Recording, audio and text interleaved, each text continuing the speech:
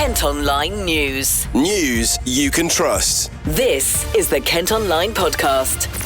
Nicola Everett. Hello, hope you're okay. Thanks ever so much for downloading today's episode on Friday, June the 5th. First up, Kent Police have told the KentOnline Podcast how they're going to be using targeted operations this summer to tackle antisocial behaviour.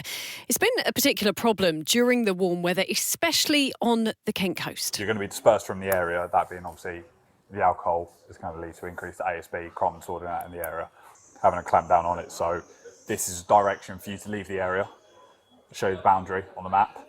You are not to return for 48 hours, okay? If you do so, could lend you liable for arrest, okay? If there's been antisocial behaviour or we think you're going to be involved in antisocial behaviour, we can disperse you from the area, okay? He's just explained that you've been found with alcohol, you've been instructed that you're going to be asked to leave if you've seen again, and then you've been seen, yeah? So if you just go home and don't come back here, if you do come back, you can get arrested, okay? You know, if you keep doing stuff like this, you're just going to get in trouble and it's going to affect your life. You understand that, don't you? Yeah. That's from police footage captured in Broadstairs and Margate. Officers are now stepping up patrols and using dispersal orders to move on anyone causing trouble. Just to update, there is a number of youths here, all with alcohol, etc. Is the inspector able to consider a 34 for this area, please? How old are you? How old are you? 17. So should you have beer then? This is not beer. Give me the beer. It's not beer. Give me the beer. Taste it, it's not beer. That is definitely beer. Taste it. Now go You that should way. not be drinking on the job. Go that way. Taste it. Go that way. Go that way. Walk away. Keep moving. Now, Paul Stoner is Kent Police's district commander for Canterbury. He's been telling us the sort of things they're dealing with. It is varied, it is seasonal. So in the summer months we will see the loud music, these music systems that are set up on the beachfronts where people want to have beach parties. We will see the consumption of alcohol to excess. There's nothing wrong with having a drink and enjoying yourselves, but sadly some people do take it that one step too far. We also see the antisocial behaviour of barbecues on the beach, for example, and the mess and the littering that can leave behind where people don't clear up after themselves. But then we also have the antisocial behaviour that's committed by our local residents, if you like, where we have the youths going around committing shoplifting or committing criminal damage or causing disturbances towards their neighbours, etc. A part of it is the online social media element, which can be a catalyst and fuel some of the antisocial behaviour. I think, again, it's very much a case of a small proportion of our population or our youth are the ones that are committing that crime.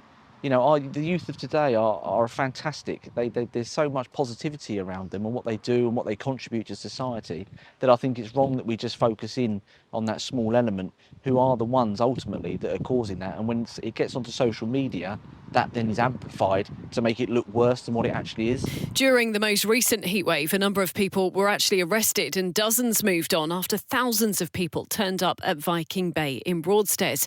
Superintendent Rob Marsh is head of the Strategic Prevention Command. We've used our data from the last few years to inform where our spikes might be. So we know that particularly in some of the coastal towns, when the weather's nice, we're going to see perhaps increases in antisocial behaviour. And we've made sure that we've catered for it with policing response to that. So we've increased our resourcing, we've looked at changing shifts, we've made sure that officers have the powers to deal with it really, really robustly should it occur. We'll always make sure we maintain our core level of policing for what I would call as the daily requirement for that. So the public will not see calls for service not being answered because we're answering, calls around antisocial behaviour or emerging issues. We're really well planned for it. We've made sure that our resources are pre-planned, a duty plan to tackle it where we know we're likely to have spikes. But yeah, we will not deter from everyday policing to police incidents that may occur. Work is also underway to deter young people from committing offences. Chief Inspector Ian Swallow is the Thanet District Commander. We believe in education, we believe in engagement, and we believe in trying to make sure people understand the consequences of their action. We do not want to prosecute especially young people, unless we absolutely have to. So we have a system whereby we will try and explain how people's behaviour is causing disproportionate harm. We can then step that up by using dispersal tactics or community protection warnings. But the message is quite clear that if all this engagement, education, and ways of trying to do it in the least way possible doesn't work, we will take prosecution action, and we will arrest and we will prosecute individuals for causing harm to the community. If we take, for example, the incidents that happened in Broadstairs over the half-term week and over the bank holiday weekend, over 90 dispersals were issued as a result of some of the behaviour of some of the young people. We followed that up with community protection warnings, and we have already prosecuted individuals who we arrested for shoplifting that happened within the town. What we've noticed is, for example, some of those social media users who were perhaps inciting some of the behaviour that we saw have already come out and said that they didn't want to be causing any harm. So that shows a positive impact that we've had on them. Well, you can let us know what you think of this proposed crackdown then. Will it actually work? Perhaps you live on the coast. What's the impact on the local community during the summer? You can leave a message on the story on the website or get in touch via our socials. Kent Online News. Other top stories, and a Gillingham woman who stabbed her neighbour 11 times with a kitchen knife in a row over noise has been jailed. Helen Tilcock was drunk when she left Sarah Hodges with multiple wounds outside her home in Barnsley Road last July. The 43-year-old was locked up for 6.5 years and given a 10-year restraining order. A Chatham woman who attacked and racially abused a man during a road rage attack has been given a driving ban. The other motorist filmed Michaela Young as she took her victim's keys and started screaming at him in July last year. The 27-year-old from Ealing Close also assaulted a police officer and has been placed on a 12-month community order. Firefighters called to tackle a blaze in Sittingbourne are no longer urging people to keep doors and windows closed. There was an awful lot of smoke after it broke out at a recycling centre near the retail park yesterday. 7 fire engines were used to put out the flames, and crews returned earlier today to check for hotspots. Now, a search is underway for a hit-and-run driver who left a pet dog with serious injuries near Dover. Sully, a 21-month-old Labrador, had to have a leg amputated after being struck by a van in the Whitfield part of town last month. Reporter Sam Lennon has been speaking to Sully's owner, Barry Gifford. I was walking Sully through the fields at the back and beyond of Whitfield village because it was a really hot day. We went through one of the fields and walked through one of the rapeseed oil crops that's there. There's a pathway through it. As we were making our way through the path, Sully spotted something, I don't know what, and darted off to my left. It's not unusual, we've walked that path a million times before and nothing's ever, we've never had any issues. I followed him, but literally it happened so quickly, sort of within 5 seconds I heard a van wheels screeching, and I heard a crunch collision, and then I heard Sully yelping. I raced sort of towards the sound. My view was impaired at that time because I was still within the field. As I got to the roadside, I saw the van that had hit Sully. I was shouting, sort of calling his name, and the van just sped off, leaving us in the middle of nowhere. Sully with severe injuries, bleeding, and basically left him fighting for his life in the middle of nowhere. Fortunately, my wife was in Dover at the time, and she was able to arrive on site within sort of 10 to 15 minutes. I called the vets in that time. We got to the vets, they were able to stabilise him, and then we had to get him over to an emergency vet for a surgeon to look at him to try to save the leg, but unfortunately the damage was so extensive, he had to have his leg amputated. This must have been very distressing for you at the time and since. Yeah, incredibly so.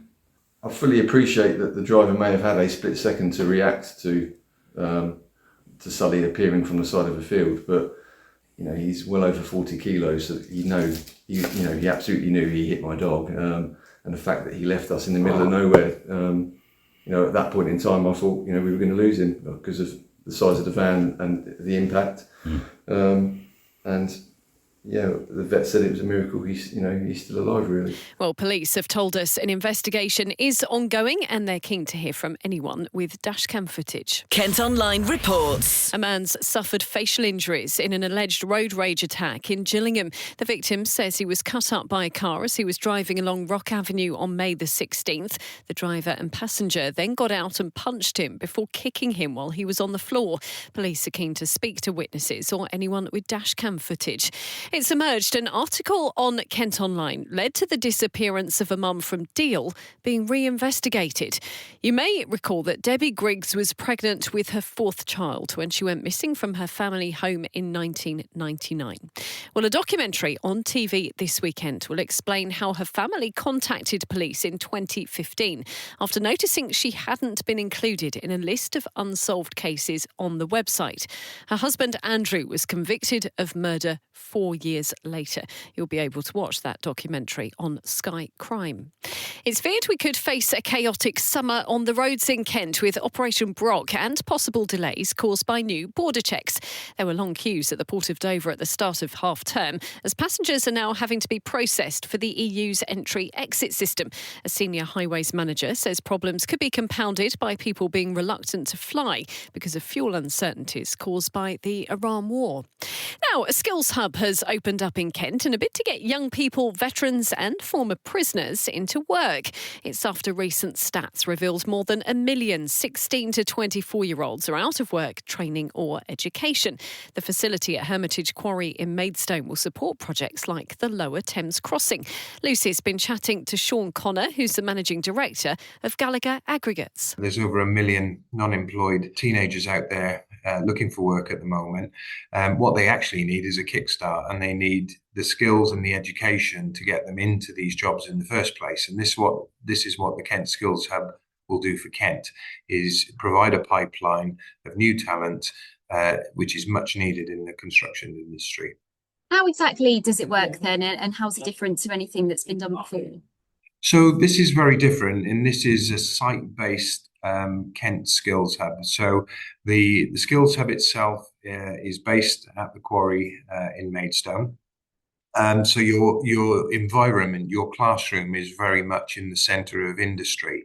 So that's a sort of twofold approach where you have theory within a purpose-built classroom right in the middle of our quarry. And then outside of the classroom, you have a play pit of construction skills where you can learn to drive dumpers and diggers and excavators and learn your trade while being and seeing all around you the potential careers that you might have in the future.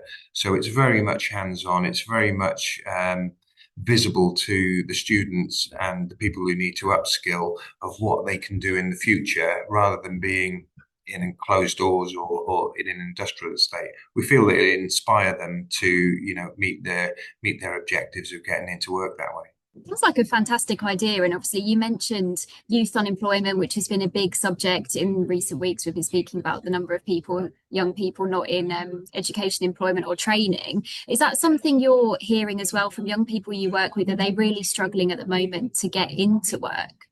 Yeah, I think we have a duty as employers and industry leaders to inspire them, to be honest. Is that, young people today have so many choices and wants in life that it's very hard to get them to pin down to choosing something. And so therefore we have a role in inspiring them to choose a career. And that choice needs to be supported by, some really good theoretical and practical activity, so they can really feel what they're getting into and seeing if it's for them. And just finally, what would your sort of advice or message be to young people who have never considered a career in construction, but might listen to this and think that they'll apply? Okay, so most people will think of construction as driving a digger or pulling levers or digging a hole in the ground, which sounds a bit boring, and young people today are not too keen on that perhaps. But construction is high technology these days. There are so many varied roles in construction that people from all sorts of background could be interested in. So as well as digger dumper drivers and roller drivers and quantity surveyors and foremen and managers that I need. I also need professional salespeople. I need for my commercial activities. We employ a scientist within our business who does all of our chemical testing. We have laboratory technicians. We have mixer drivers, HGV drivers. We have financial accountants. We have such a varied range of professions linked to the construction industry. So just because you don't fancy digging a hole doesn't mean you can't get into the construction industry. It's a growth industry. There's plenty of work out there to come, and I would urge all youngsters to really take a hard look at it. KentOnline reports. Plans have been put forward to make sure staff working on ferries at Dover have proper rest periods, fair pay and stronger protections. A consultation's underway on mandatory rights for seafarers working on the Channel route between the UK and France. It's after the government introduced a minimum wage commitment and measures to end fire and rehire practices. Bosses in Thanet have promised to make operational changes to tackle missed bin collection. Residents have been experiencing problems since a new recycling scheme was introduced for 27,000 households in April. The leader of the local council has admitted the service is not up to standard and says work's underway to fix it. Now, this is one of our most read stories on the website today. As we mark National Fish and Chip Day, a shop in Sittingbourne has been telling us how they've adapted to stay in business. Marino Fish Bar on London Road is celebrating its 30th birthday and has been nominated for 3 prizes at this year's English Fish and Chip Awards. Reporter Joe Crosley has been chatting to owner Andreas Matthew, who says things have changed a lot over the years. When I first started off, you didn't have delivery services. It was mainly takeaway or dine-in. Now with delivery partners such as Uber Eats, Just Eat, Deliveroo, less people go out. We're still busy. And also we have to adapt of the way our menu. Back 10, 15 years ago, we used to sell a lot more fish and chips, whereas now we sell the same amount of burgers as we do fish and chips, or we've got a Greek menu as well, which we sell a lot of. So it's all about adapting in this business. You were telling me how you basically got rid of all your dad's decor. Yeah, I mean, when I was about 16, 17, I remember coming into the restaurant and I was like, what is this decor? He had curtains with fish on it, blue and white checkered tablecloths, so it was all about modernising a little bit. So that's where I brought in my ideas, sort of modernising the restaurant, modernising the menu a little bit, and yeah, we've done it all, and yeah. Fast forward to today, you've been nominated for 3 awards. Can you tell me a bit about that? Yeah, we first of all, I want to say thank you to all of our customers that have been voting. We wouldn't be able to be, in this situation without them. But yeah, we've been put up for the Best Menu Award, Best Dine-In Fish and Chips, and the Best Fish and Chip Shop in the South, which is absolutely amazing. We've never entered anything like this before. And yeah, we're just so grateful to all of our customers that have voted for us. All the very best to the guys from Marino Fish Bar. The winners will be announced later this month. KentOnline News. Another wild bison project is being launched, this time in Cumbria. 5 members of an existing herd near Canterbury have been moved up north to help restore wildlife. A new Greek-inspired garden has opened at Sissinghurst Castle in Kent. It features Mediterranean plants and trees which are resilient to changing climates. There's also a ravine path and areas for pollinators. It completes a vision first set out by the owners of the site nearly 100 years ago. And thousands of people are expected in Canterbury tomorrow for Kent's biggest Pride event. It'll start with a parade through the city centre from 11 before acts take to the stage in the Dane John Gardens. This year marks the event's 10th anniversary and a return to its traditional home after major work there last summer. Natasha Hamilton from Atomic Kitten will be headlining. She's been chatting to Ben Pearce from Getting You Home on our sister radio station KMFM. First Pride of the season, debuting some new material, some new songs, bringing my gorgeous dancers, Lily, Rose and Maya. Can't wait. I love it. We've got a full show from you as well at Danger Goes. That's going to be something that's quite exciting for everyone listening. I know that much. Are you going to be bringing a bit of the old school nostalgic vibe with you, a bit of Atomic Kitten, a bit of the new stuff as well? Of course, yeah, we'll do a little bit of nostalgia, some of the new stuff, get everyone involved, a little trip down memory lane, lots of fun. Is there one, can you pinpoint one, or maybe there's a couple, Atomic Kitten songs now that just go off every time? Like, you just have to? Whole Again. Like, Whole Again is the one that everyone loves. It's the nostalgic song that takes people back to a more simpler time when, you know, before mortgages and when you didn't get hangovers, you know, that time in life. But also right now is cheeky, it packs a punch, and people seem to love that. And just reflecting back to Pride, obviously you said this is the first one of the year, but I know that you've performed at many a Pride. What is it about Pride events for you? What do you love the most about them? The connection, the togetherness, everyone being free to be who they are in a safe space, no judgment, lots of fun, and a celebration. Like, who doesn't want to be at Pride? I know. And do you know what? I was in Canterbury earlier on today, and the bunting is out. Every single shop has a display in the window. It's so colourful already, Canterbury. Yeah. And I think that's what I love about the guys at Canterbury Pride. They really do decorate the place up. Like, it's always a sight, isn't it? Oh, I can't wait to come. And the LGBT community has just always been so supportive of myself and the girls. Like, we were really taken under the wing and like, just like kind of put on a pedestal. We were like, wow, like, what is this? Like, you really get us.